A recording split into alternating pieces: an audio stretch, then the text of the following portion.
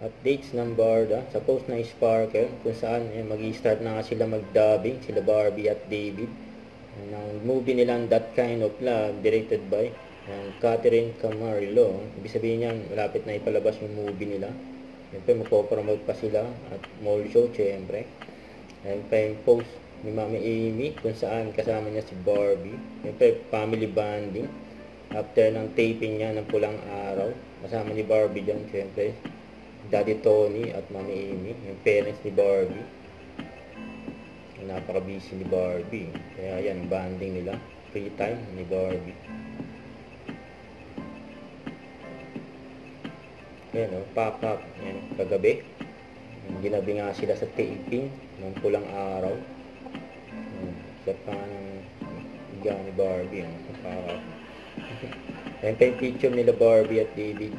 And during sila nag-guest sa Fast Talk with Boy Abunda. Maraming kinilig dyan.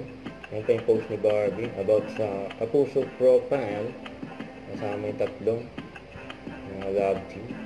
Yan pa, abangan sila Barbie at David sa Sparkle Goes to Canada sa April 5. Diyan sa Calgary, Canada. Sa April 7 naman ay Toronto, Canada.